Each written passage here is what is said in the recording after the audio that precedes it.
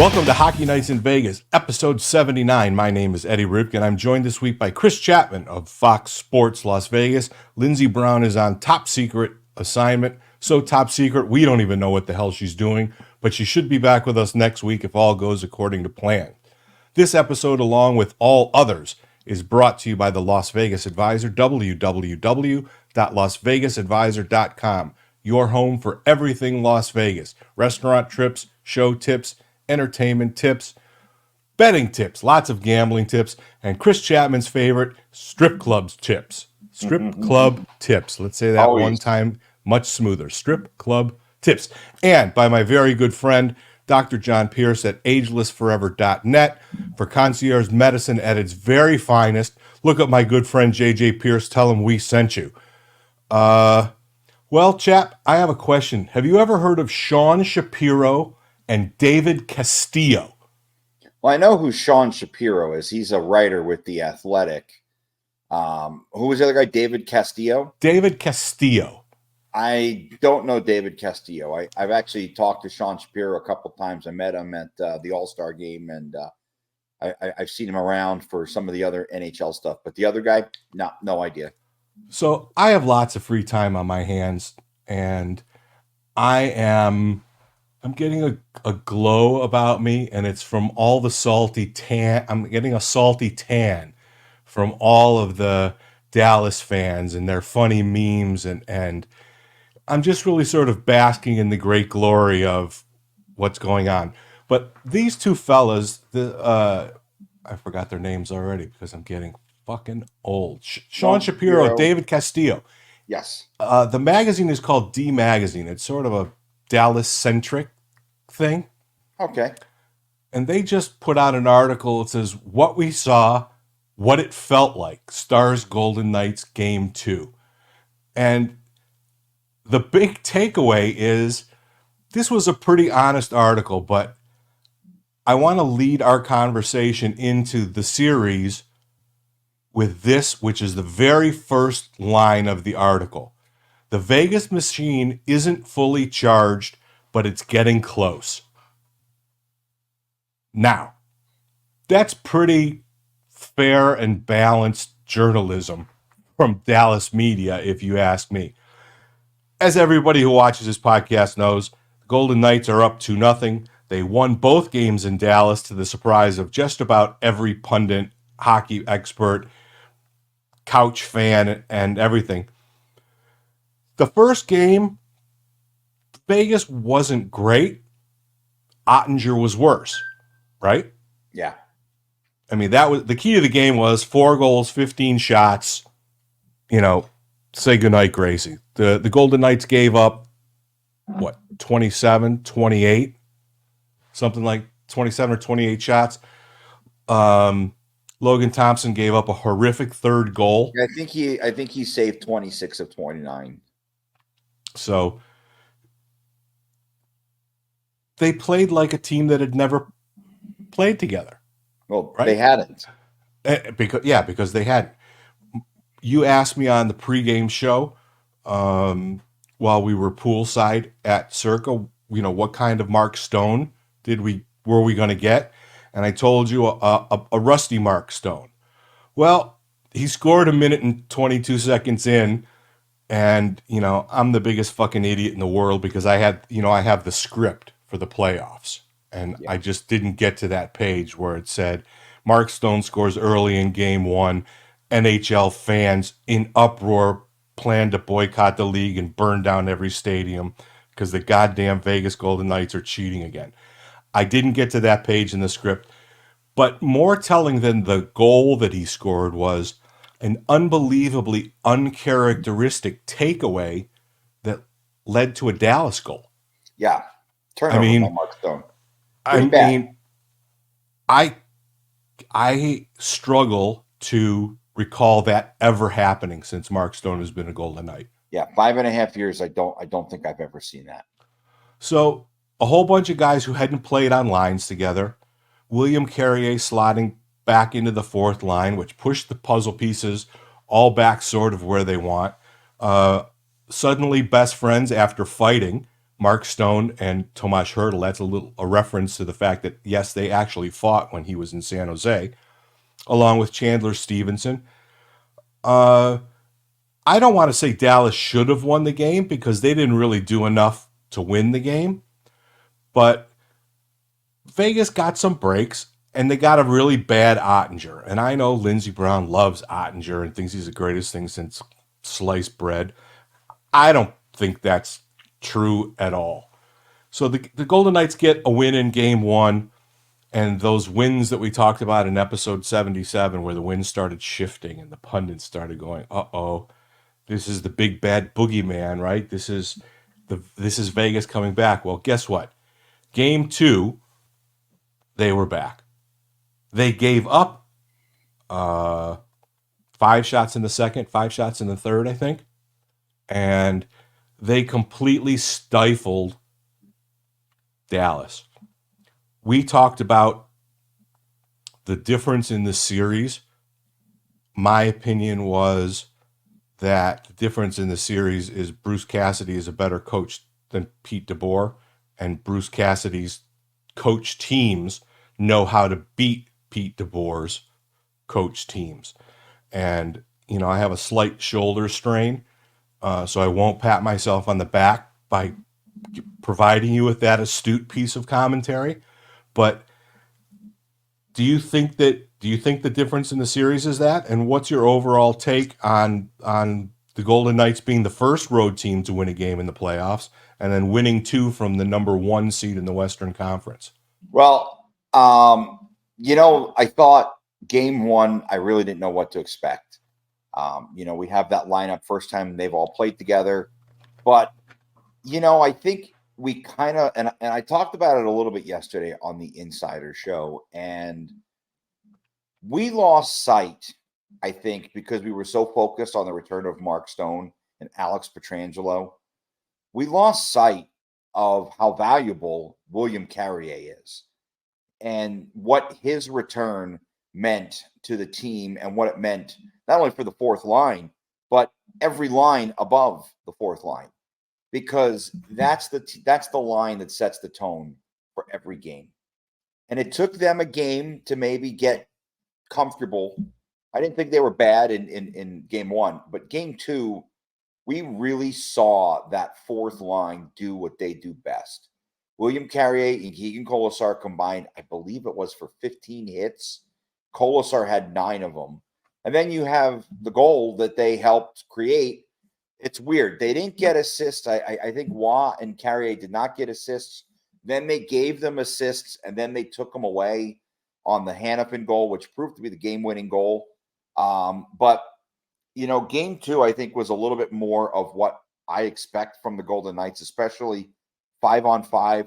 They got called for a bullshit penalty in the first period. They gave up a goal. What do? They responded a minute and 22 seconds later when Jonathan Marchessault and Jack Eichel somehow get behind the Dallas defense, and the great play by Ivan Barbashev to take the puck away from Dallas and find Eichel somehow behind the defense of the Stars. So, it was funny. Game one, I thought they were rusty a little bit. You talked about the Stone turnover, but even Logan Thompson, I thought he gave up a cheap goal.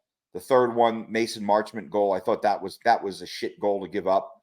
But the other 2 goals, I don't know if you could really fault him. I mean, the Jamie Benn goal, I don't know how you lose track of, especially if it's Shea Theodore. I don't know how he loses track of the biggest player on the ice in Jamie Benn to get behind the Golden Knights defense.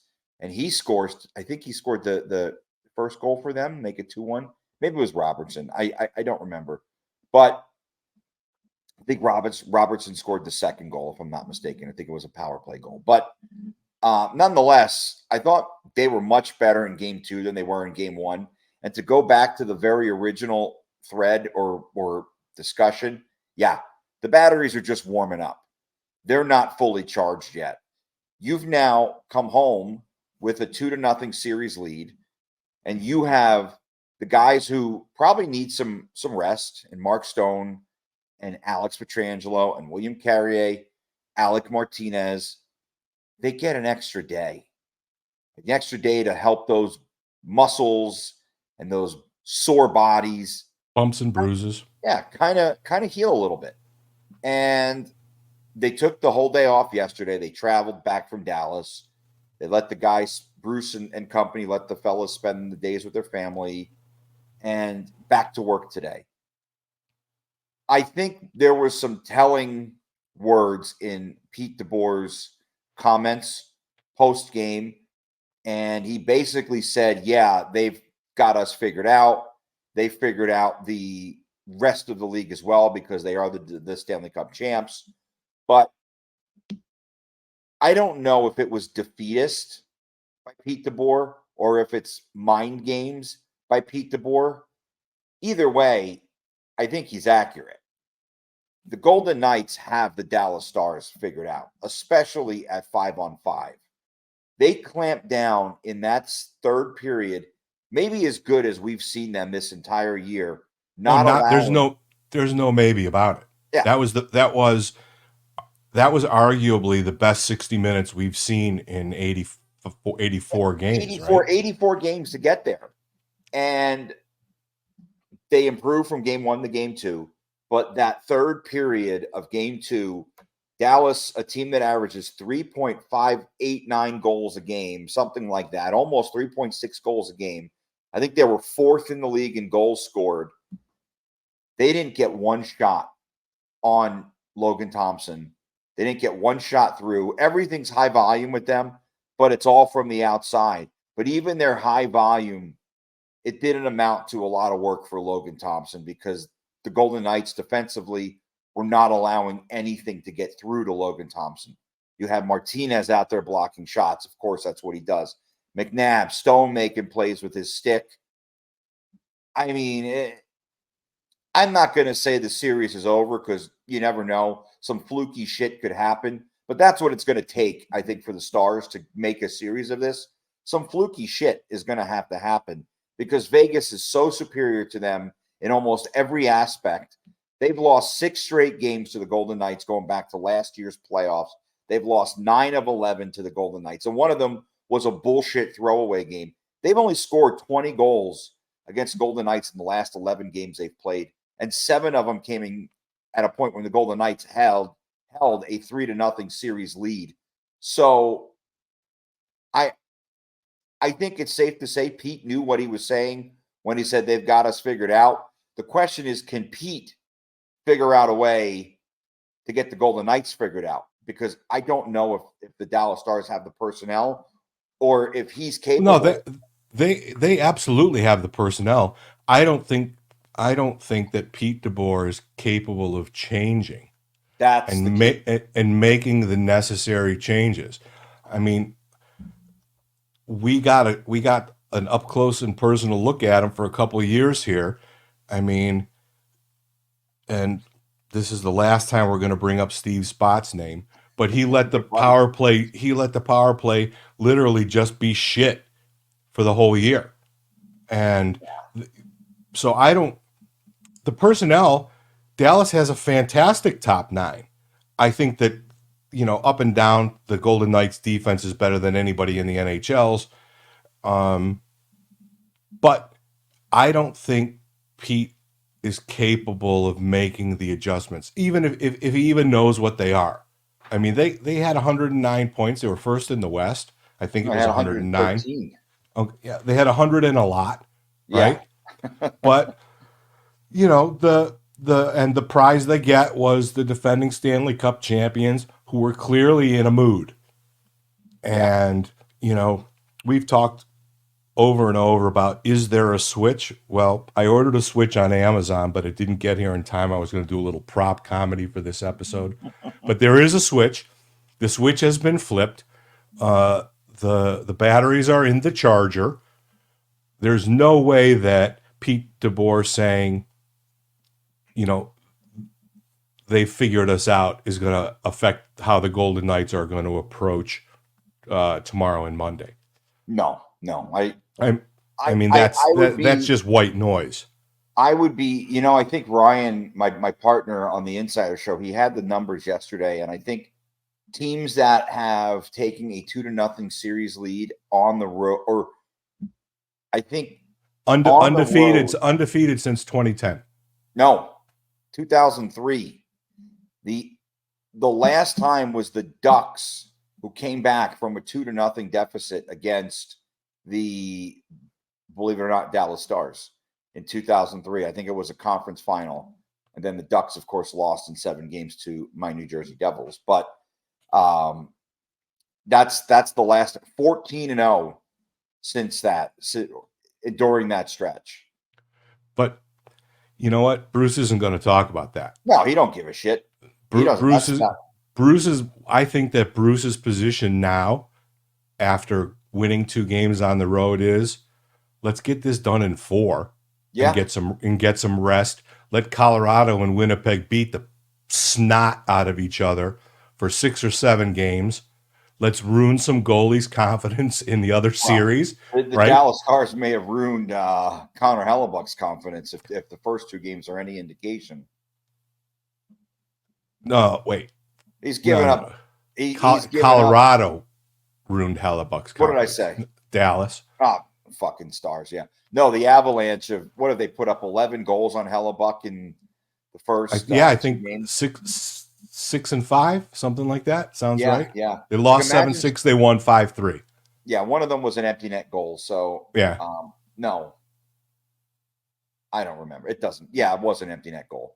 But Hellebuck gave up 4 goals in the second period the other night. So let those 2 teams play it out and have some track meets and some bumps and bruises. Yeah. You run the risk of guys getting hurt the longer the series goes. The one negative I would say is it gives Gabe Landeskog an opportunity to maybe potentially return. But I think that's why you got to root for Winnipeg in that series. I don't think you worry about that. At this point, you worry about yourselves. And I'm not calling for a sweep, but I'm going to say that off in the distance somewhere, I hear the fat lady tuning up. And if the Golden Knights hold serve tomorrow night at the Fortress, I imagine the roof's going to be pretty close to coming off tomorrow night. With Pete coming into town. With Pete coming back and all the everything. It's obviously not going to be like June 13th, but this fan base has struggled this year almost as much as the team has struggled through the regular season. And this fan base a couple of nights ago got to look at the real Golden Knights squad. And I expect that tomorrow night will be an incredibly raucous Saturday night on the Strip, up 2-0 with a chance to literally put them in a chokehold and get it done. Kind of late start, 7:30 puck drop. Yeah, if it even goes at 7:30, right? It might be closer to 7:50 the way that the games have been going. But I think that this is a pretty big hill. And I don't think Dallas has it in them. Dallas has shown no ability to prevent Vegas's will from being, forced upon them. Does that seem like a fair analysis to you? Yeah, I think that's pretty good. Jack Eichel, fastest American-born player to get to 30 playoff points, 26 games. Over a point a game. Man, and just think there were people who said that was a really dumb trade by Kelly McCrimmon. Yeah, listen, I don't think that what's pretty incredible about Jack is I think what we've seen from him is, and it's obviously a much smaller sample size, only, as you said, 26 games. I think Jack Eichel is a better playoff performer than he is a regular season performer. And Jack Eichel is a really damn good regular season player. So when a guy of his skill set who does what he does in the regular season is able to elevate his game even more in the postseason, that's really scary for the team that's lining up on the other side. Because not only are you getting one of the top, 15, 20 players in the NHL, now you're getting a guy who elevates his game to be even better than that in the postseason.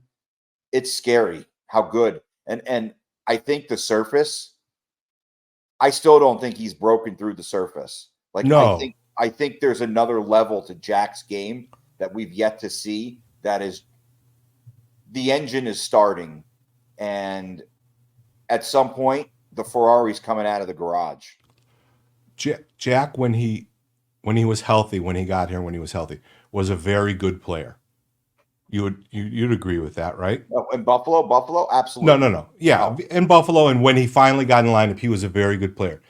The evolution of Jack Eichel under Bruce Cassidy, right? The thing about the words about Eichel were, he needed a passport to get into his own D zone. He was a cherry picker, he was lazy, he was never really engaged, yada yada yada. Bruce Cassidy is going to make Jack Eichel a more offensively dynamic Patrice Bergeron. yeah, I mean, none of us saw 200-foot Jack Eichel ever. yeah. Well, Jack Eichel now back checking. Jack Eichel in the defensive zone with good stick position. Jack Eichel killing penalties. All of that we never knew happened. I Plus, he think continues to score. it boils down to winning, and I think, let's be real, none of us like to lose. Doesn't fucking matter what it is. Jack Eichel was a guy who lost a lot early in his career, and maybe he had some unfair expectations placed on him, and he had to deal with constantly hearing the bullshit about being in the same draft class as Connor McDavid and being number 2 to him and not being as good as him and all that nonsense. Well, Jack Eichel gets a fresh start in Vegas. He has the opportunity to recuperate, get the surgery he wants, rehab, and come back. And that first season, he's with Pete DeBoer. And you're like, all right, pretty good player. I don't know if he's the superstar that they traded for. Bring in Bruce Cassidy, and all of a sudden, you saw a guy who was the number 2 overall pick. You saw a guy who is a winner. You saw a guy who's a producer. You saw a guy who's a really committed player. He's committed to doing his job. He's committed to being a leader on the team. And I think what Jack's gotten out of that, buying in and committing himself, is he's a Stanley Cup champ. He finished second in the Conn Smythe voting last year, and he's picked right up where he left off last year. I think he had 2 assists in game 1, and he had the goal in game 2. And I think you're seeing a guy who he had an assist in game 2 as well. Yeah, 2-2 so far. Yeah, so you're seeing a guy who has picked up where he left off and somehow elevated even more. And so I know it's 2 games into this postseason, but I have this hunch that it's going to be a long postseason for the Golden Knights again.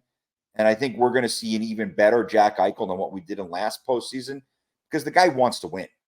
He really wants to win. Speaking of picking up where they left off, in last year's Stanley Cup playoffs, it took Jonathan Marchessault 7 games to get his first goal, and then he went on a tirade, and he won the Conn Smythe, even though I voted for Jack Eichel. But the little ball of hate that could started scoring early in the Stanley Cup playoffs this year, and that can only bode well. We know he's an enormously streaky scorer. But to not wait 7 games, I mean, literally, he got on the board and we're like, oh, here he comes. First period of game 1. Right, first period of game 1. He gets a goal in game 2. He sets up Eichel for the shut the door empty net goal. They're a wagon, and they're going to be a problem. They're going to be a problem for whatever. We talked about it again, and I go back to the things we've talked about in the past probably too much. They are now seeing what they are capable of doing. Don't give one fuck who they play. They're No, just like, you just put I it on the table and let's just go. yeah, You I don't know. think they ever gave a shit who their opponent was. I did. I think natural as a member of the media, you want the path of least resistance, and you know, I don't think it matters to them. I don't think it ever mattered to them. Their goal. You heard Jack Eichel last week before the team left for Dallas when he made the comment, "Our goal was just to get into the playoffs." And then we were going to turn it up, basically. I'm paraphrasing. But basically, our goal was to make the playoffs. That's been accomplished. Now our goal is to raise the Stanley Cup a second time. I don't think they cared what seed they were. I don't think they cared if they won the division or not. I think ultimately what mattered to this team was being healthy going into the playoffs, and they clearly are, and playing your best hockey. And it seems like both of those things are well, one of them is already here, but it seems like the second part of that equation is on its way to being answered as well. So in our last episode, we made our predictions and we offered a challenge to the readers to jump in and send us their picks, and we'll take a lucky subscriber out for pizza for getting the most points.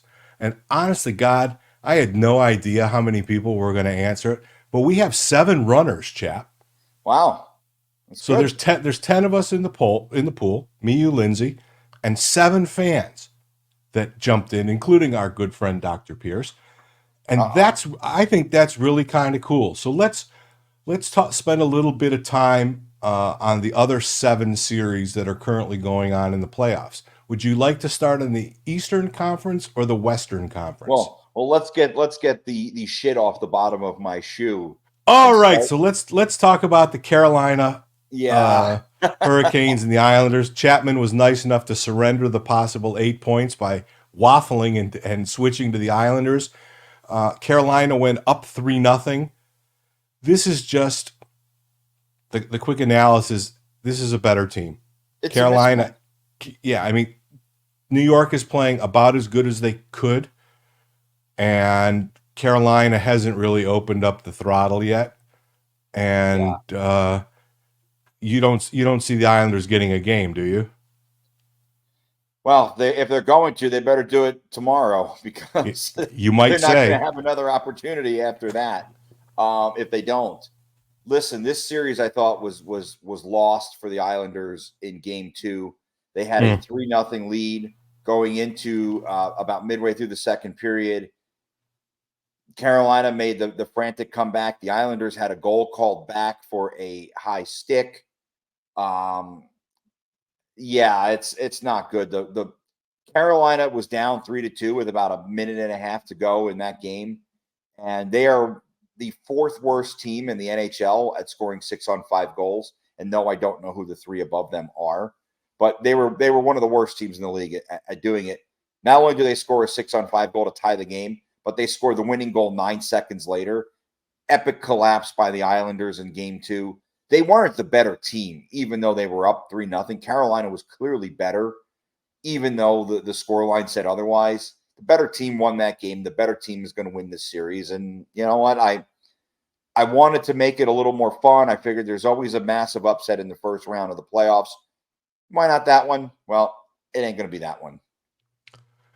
How about let's do the other 3-0. Florida and Tampa. Florida is up 3-0, but these have been pretty competitive games. This has been a pretty mean, nasty, physical series. Florida won last night in Tampa to go up 3-0. Um, Tampa done, right? Nobody's coming No, back. no, Nope. I'm not going to I'm not going to shovel dirt on the Tampa Bay Lightning. Okay. They've got a lot of champions in that locker room. They've got arguably the best goalie in the NHL and Andre Vasilevsky. They've got and he's arguably the best big game goalie in the NHL. It is dire for Tampa, but as you mentioned, these games have been really close, and Yeah. a couple of them could have gone either way. You know, if Sergei Bobrovsky doesn't make what's obviously the save of the playoffs so far in Game 2, there's a real chance that they go back to Florida or back to Tampa level at 1, and who knows what happens last night. But as it stands, the Panthers superior. And look, they were the better team in the regular season. I think they are the better team now, but I will never count out that Tampa Bay Lightning team as long as you've got guys like Vasilevsky and Kucherov and Victor Hedman in that locker room. Speaking of counting out a team, the New York Rangers, the 1 seed President's Cup trophy winner, up 2-0 over the we still don't know how they're in the playoffs, Washington Capitals. Game 3 is tonight in Washington. Spencer Carberry, head coach of the Washington Capitals, called out Alex Ovechkin after the Game 2 loss. Yeah, that's not going to end well. Is there? Does Washington have a prayer? Well, I thought Game 2 was a lot more competitive than I had anticipated it would be. There was some controversy in that game as well because Artemi Panarin, that was a clean hit. I'm sorry. There's head contact there, and he left his. There was not and the head. No. The head was not the principal point of contact. He hit him in the chest. Nonetheless, the Capitals, there was some retaliation. They get called for the penalty, and then they give up the subsequent power play goal. So you got to be more disciplined in that regard. But I think the idea I think Washington has a chance to win a game or two. They're not going to win the series, but I think they can make it somewhat competitive. They were better in Game 2 than they were in Game 1. And listen, one of two things happens tonight, Eddie. I think either the Capitals come out and steal Game 3 or they get their fucking doors blown off. I don't think it's a 4-3 overtime, maybe double overtime loss for them. I think they either steal the game or they get their ass kicked. And what does Washington have to do to beat the Rangers? Well, I mean, obviously, the easy answer score more goals. Yeah, thank you. Yes, but listen, I think Ovechkin does need to get going. I think Tom Wilson needs to get going.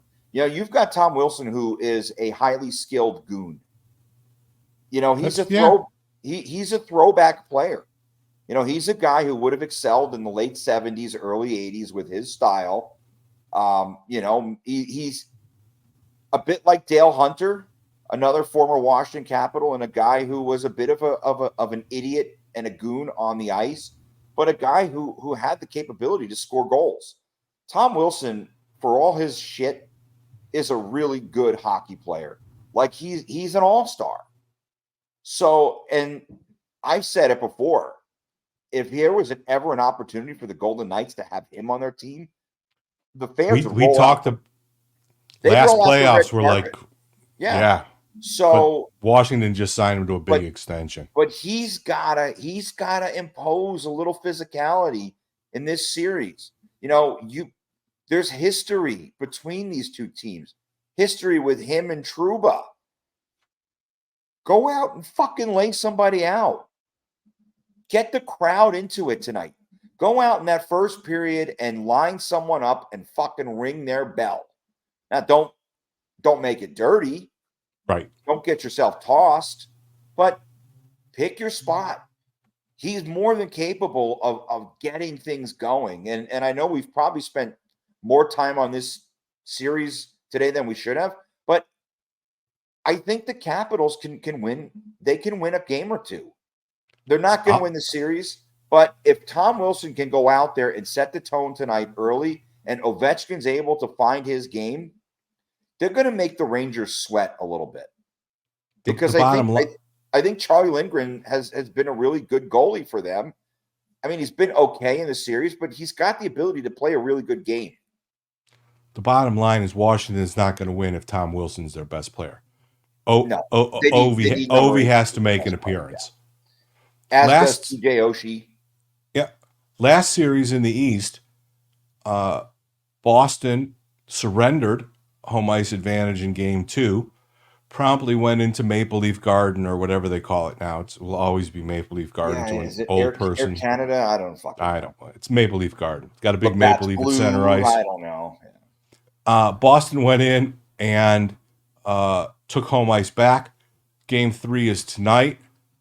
Austin Matthews had a maintenance day, but apparently is a little bit under the weather.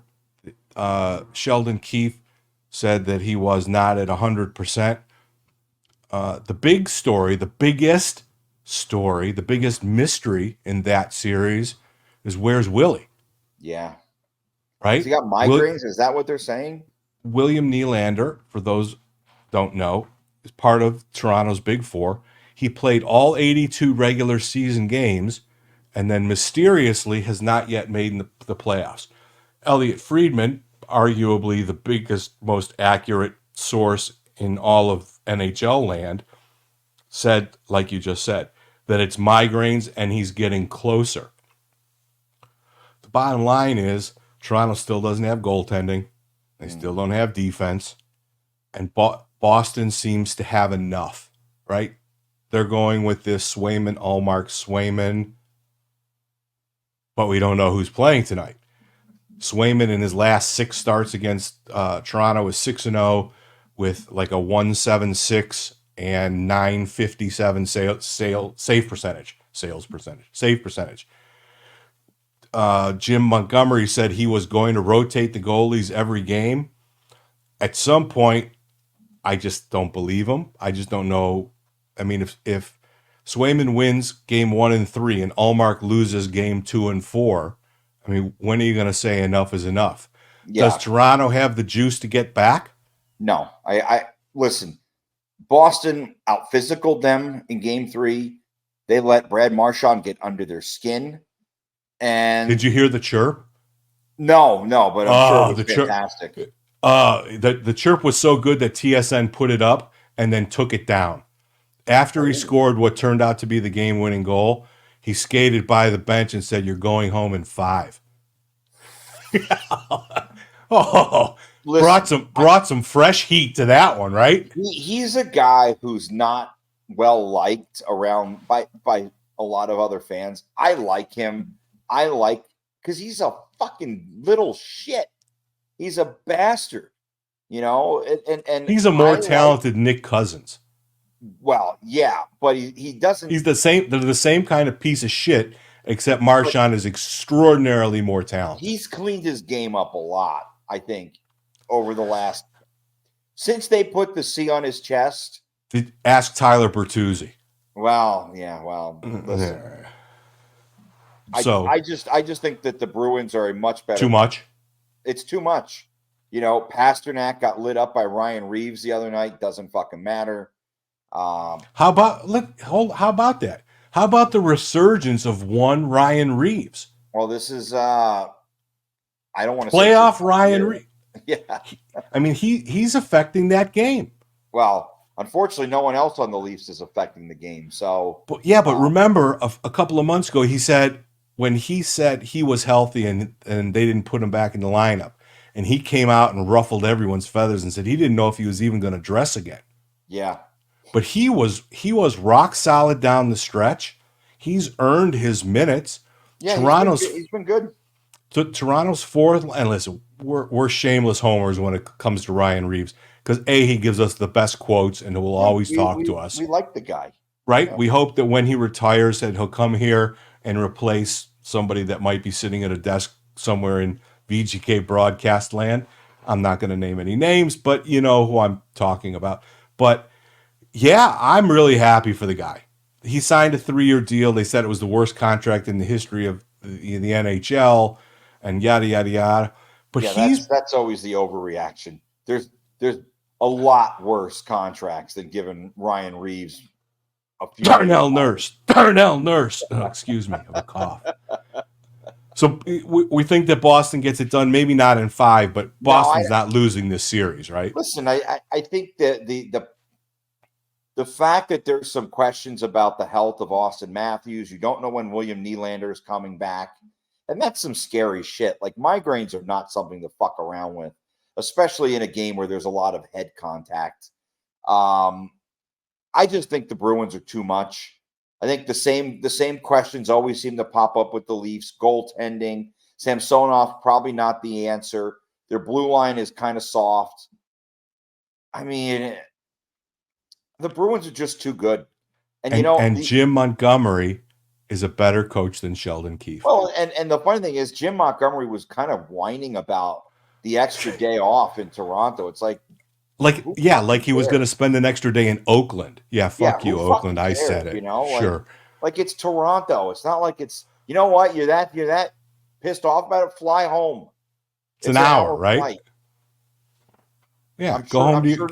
I'm sure your owner would loan out the private jet for you to come home for that day off that you don't want to be there. I mean, who fucking cares? There is some silly chirping on both sides of that. Montgomery complaining about the extra day and them being the home team, and then Sheldon Keefe saying what a wonderful player Brad Marchand is, and he gets all the calls. I'm like, what? That's the dumbest version of the Foreigner song "Head Games" that I've ever heard in my life. That was an Yeah, incredibly obtuse reference. Brad Marchand is not getting all the calls. No, But no. the funny thing is that extra day off, and I know we'll go back to this, but I'm guessing Pete DeBoer not too disappointed with that extra day off, considering he had two guys leave game 2 the other night. Yeah, It might mean the no. difference between those guys playing and not. Off we go to the Western Conference. And we're going to finish. We're going to go back to the Golden Knights last. We open with it because it's our team. We're going to do the other three, and then we're going to wrap up with some more talk on the Golden Knights Dallas series. We got 3 series, all 1-1. Let's start with the biggest news of any of the 3 series. Thatcher Demko. Uh-oh. The number 1 seeded Vancouver Canucks, who bet their season on their goalie coming back and carrying them through, is out for the series with an undisclosed, as expected, injury. Nashville wins Game 2 in Vancouver, takes home ice advantage. The Vancouver Canucks are in Smashville for the next 2 games. On a scale of 1 to 10, Mr. Chapman, how worried are you if you are a Vancouver Canucks fan? I'm pretty worried. I would say I'm probably somewhere around a 9 or 10. Right up there at the full tilt. I think what's his name? Casey DeSmith and Archer Silves, or however you say his name, they're good replacements in the regular season. They can win you a game or two. They're not going to win you a series in the Stanley Cup playoffs. Maybe not yet. There's a ton of inexperience on that Canucks team to begin with. And now you factor in that maybe your most important player could be out for the series. They were down in game 1 before Nashville collapsed. Oh, totally spit the bit. The Predators did not make the same mistake in game 2. They were much better than the Canucks. I picked the Predators to win the series. I think all 3 of us did. I think they're going to end up winning the series, and it sucks. It sucks if you're a Canucks fan because you haven't been in the postseason, and you really nobody. It's funny. Dan Duva was talking about the other night about the bubble and how people, it happened, but people kind of, because they weren't there, the broadcasters weren't there, they were back in a studio calling it off of a television. So for the Canucks, they hadn't had a home playoff game in like a decade. And then you lose Thatcher Demko, who is a key component to helping you win. Yes. He's a huge part of the reason why you are where you are. Rick Tocchet is a great coach. He's done a great job. It's a lot to ask this team to overcome the loss of Demko. I think the teams are pretty even in terms of what they bring because I really like the star players for Nashville. I love Roman Josi. Philip Forsberg, I love watching him play. He's a great underrated superstar. Yes, amazing, great player. And then they've got UC Saros, who is arguably one of the best goalies in the NHL year in, year out. So the edge goes to Nashville because UC Saros is better than the combination of Casey DeSmith and Artur Silves. I just don't think that the Canucks are going to be able to overcome that loss. So we're going to stick with Nashville. Yeah. Winnipeg and Colorado.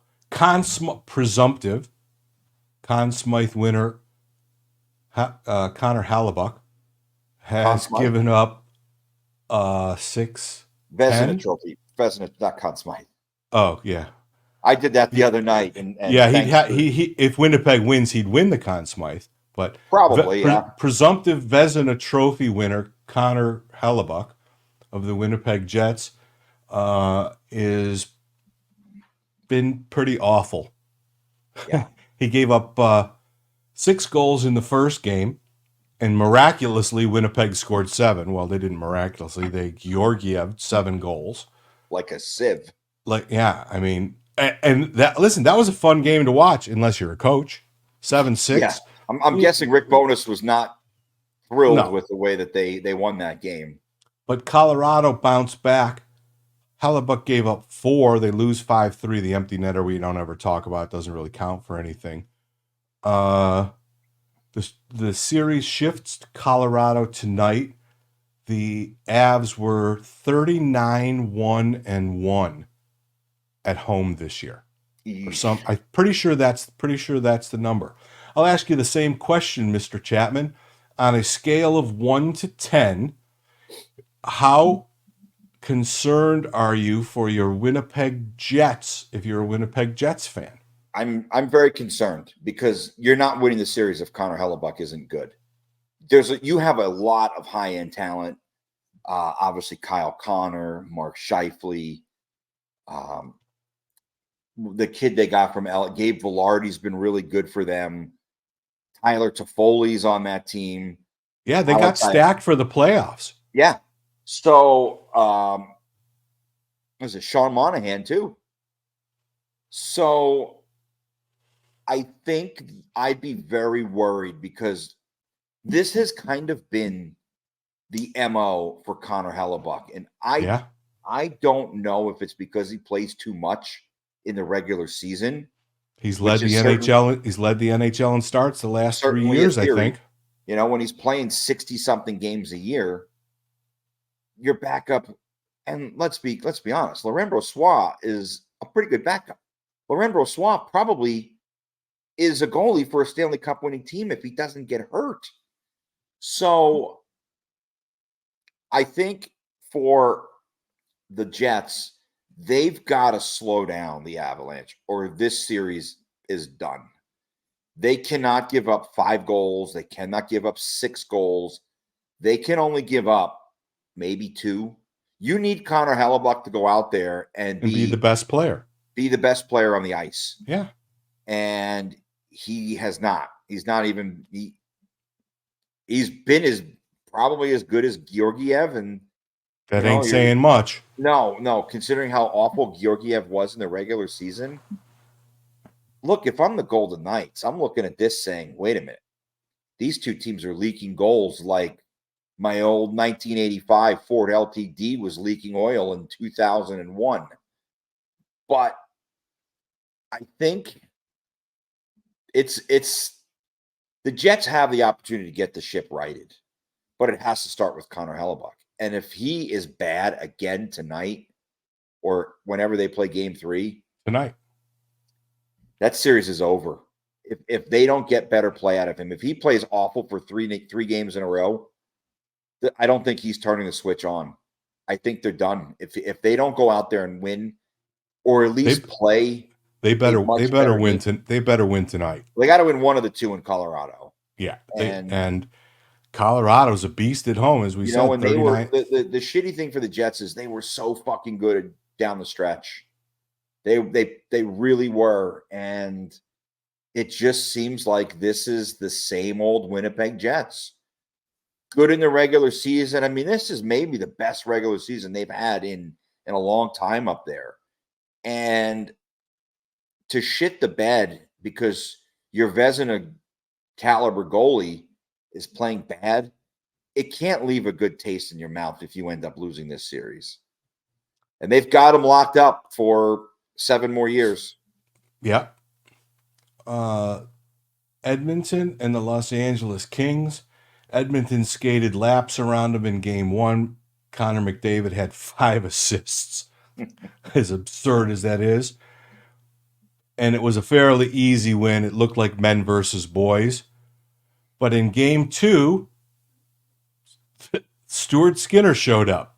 Yeah. And the real Stuart Skinner showed up, and Anze Kopitar punished him in OT.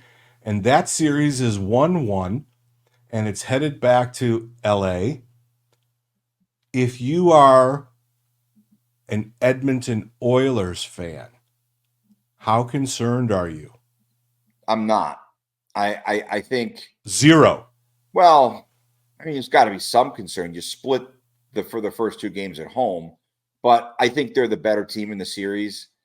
I'm not super concerned. Maybe like a 3-4. I mean, you have to have a little concern because that game the other night, game 2, you trailed early in that game and you were forced to make the comeback, and then you end up losing in OT. By the way, how good is Kopitar? Like the fact He's that the like guys 47 years old, right? yeah, I mean, he was playing with his name when Punch Imlach was coaching, it seems, So No episode of Hockey Nights in Vegas is complete without a Punch Imlach reference. listen, the guy's got the greatest name in the history of sports, Punch.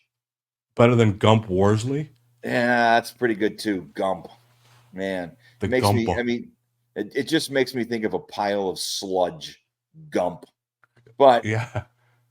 I, So, I, I so 3-ish for your level of concern? listen. Game 3 is huge for both of these teams because I think who wins Game 3 is probably going to end up winning the series. Look, what I liked about Game 2 from LA was Quentin Byfield kind of letting Connor McDavid know, I don't give a fuck who you are. Smashed him.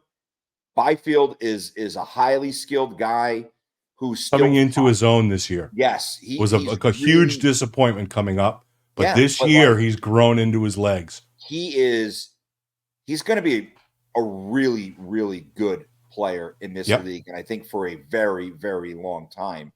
If you're the Kings, you've got that talent. You have Drew Doughty, who scored his first playoff goal in like a generation, Like 12,000 days or something like that. I mean, Some you got to be gajillion, some thrilled. huge number. And what I like is Doughty was running his mouth after game 1, and he showed up in game 2 and he produced. He's not, to me, he's not likable, but he's always good for a quote. He'll Yes, always be yes. he'll always be famous for that. They're not We'll a better see where team. they are at the end of the season. Yeah, but there's no way they're a better team than us. yeah, right? enjoy your Lynx time, pal. But I think that the Kings, despite the fact that I picked the Oilers, I think they've got a chance. Think they're in it. I think they're in it. I think this is going to be a long series. I don't think either team's going to win it in 5. I like, because that would indicate one of them has to win 3 straight, and I don't think that's going to happen. I would, it's a bit bittersweet because I think I would like to see the Oilers out.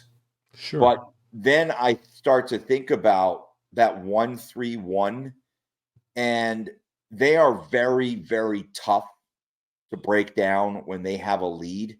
And I'm thinking a couple of moves ahead here because I think whoever wins this series is going to the Western Conference Final because I think they will beat either Nashville or Vancouver in a 7-game series. You don't think an LA Kings Nashville Predators conference semifinal is sexy and going to get huge ratings? No, it'll be ugly hockey. But Yeah. I think the West is shaping up, especially if Vegas and LA both win along with Nashville. You've got the 3 bottom seeds advancing out of the first round, and Colorado has, I think at this point, I picked the Jets. I think they've got a pretty good chance of pulling off the upset as well.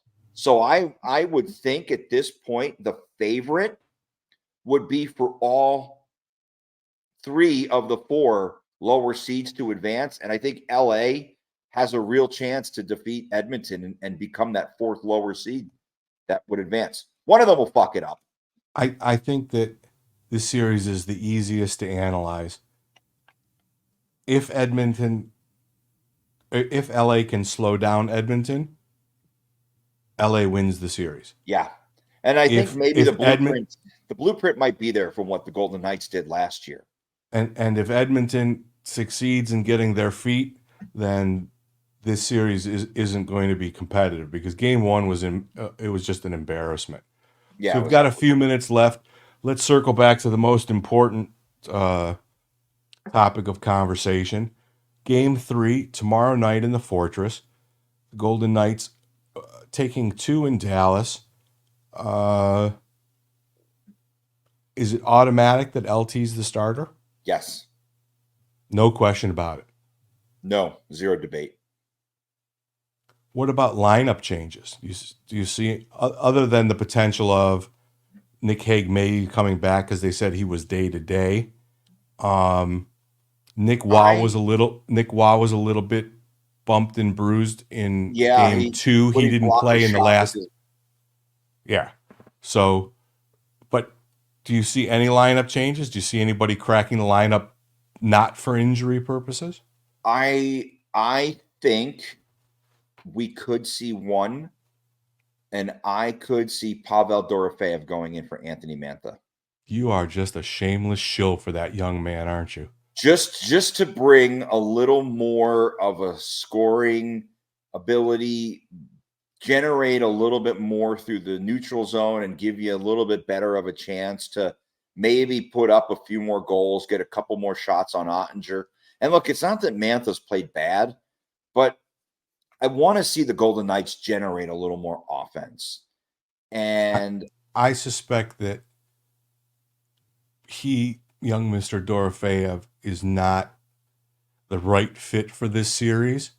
And the stat that I will use to support my opinion is 108 hits in game 2 and nearly the same in game 1.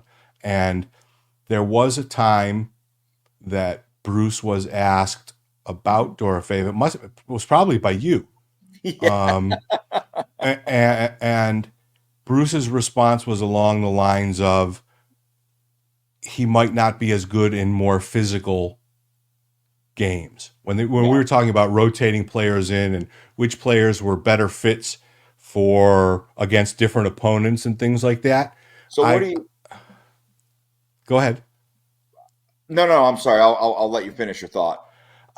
I think that this isn't a good fit for him with the smaller ice, the bigger, playing against the bigger team. Against a team like Edmonton or a team like Vancouver, I would agree with you 100%. Track meet games, high scoring, high danger opportunities, lots of shots, things like that. That's tailor-made for Dorofeyev's game. But playing against the trees, the Miro Haskinens, the Jamie Benns, the big I don't think this series is set up to maximize Dorofeyev's current skill set and, I guess you could say, physical stature. This is going to be tough. Mantha has been okay. Their line has been okay. Hasn't scored yet, but Mantha is still 6'5" and 230 pounds, and he still. Heiskanen ran him over the other night too. By the way, he flattened him like new asphalt. But so I think they go status quo, and I think Martinez played really well. Yeah, I don't think he comes out. I could see. You give Nick Hague another day of rest if there's any questions. Because but if Hague is healthy, do you give Whitecloud a night off and go Martinez Hague? Yeah. Yep. I might if that's the case, I might pair Pietrangelo with Martinez and then have Whitecloud or have Hague with Hanifin. Listen, if you tell me Hague and Hanifin, I don't care who it is, I'm signing. Yeah. because Hannafin showed us the best Nick Hague we've seen since he's been a Golden Knight. Yeah. And to their credit, Petrangelo and Hannafin have played much better together this go-round Yeah. than when they were first there. And that's a super legit first pair. But man, oh man, Nick Hague was so good when he was playing with Hannafin, right? I like I said, you tell me that's the pair, I'm just signing for it. So let me ask you this question. You mentioned Nick Waugh. If he is unavailable for Game 3, what do you do? What is your fourth line look like? Howden goes down to 4 and Amadio goes in. See, I was going to say Howden goes down and centers the fourth line. Yeah, Howden down to 4. See, and I would put Jonas Romberg in. No. There's going to be no Henderson players in the Stanley Cup playoffs unless there's that many injuries that require This is big boy time. And Amadio has proved that he's a playoff player, right? He happened to be the odd man out in so you this put him on the left? I don't care where you put him, but he's the guy. Okay. For sure. And I think Howden is the logical choice to go down and center Kolasar and Carrier. So no Cotter, no. Not yet. Okay. Not yet. I mean, listen, we love Paul Cotter, guest of the podcast. He's a fantastic kid. Yeah. But, he's being replaced in the lineup by better players than him right now. Mm-hmm. And, let's not get into it because, we both like Paul Cotter. I hope he gets a chance. I'm happy he got his name on the cup. But, if this team stays marginally healthy, it's going to be impossible for either of those two guys to crack the lineup. Yeah. Because, this is the Stanley Cup playoffs and there's, zero fucks given. The best lineup is going in. These players are playing until they physically say to the coach, I can't go. Yeah. Or the medical team says, you ain't going. Your arm is falling off. Your shoulder is out of the socket. Right. Your foot's in your skate, but your foot's not attached to your leg. We're going to need you to take a day off. You block the, But anyway, that's going to wrap it up. The prediction pool is in full gear. Chris Chapman has voluntarily surrendered and accepted last place by waffling and picking the New York Islanders. Still a long way to go. long way to go, but it's going to be tough for you to get those 8 points. But thanks again to all of the runners that we have, fans of the show, subscribers, for participating. This is going to be fun. I don't know, haven't figured out how we're going to keep the results going, but we'll probably just add it on the comments as we go along. But it's the most wonderful time of the year. The Stanley Cup will be awarded in June. Hopefully we have a whole bunch of episodes to bring to you before that, leading up to another day fucking one celebration at T-Mobile Plaza. In the meantime, we're going to wrap up episode 79. The games are hot and heavy Saturday night, and then it's basically every other day until they get some rest if they win a series early. So we're going to squeeze the episodes in as quickly as we can. Smash the subscribe button if you're a first-time viewer or a return viewer and haven't yet. Thanks to the Las Vegas Advisor, www.lasvegasadvisor.com, your home for everything in Las Vegas, and by my good friend Dr. John Pierce at agelessforever.net. Concierge medicine, the finest concierge medicine you could possibly have. Episode 79 is in the book. Chap, thanks. We'll see you. Maybe we'll have a slice of pizza before Game 3. 7:30 puck drop at the Fortress. We'll see everybody again next week. Take care.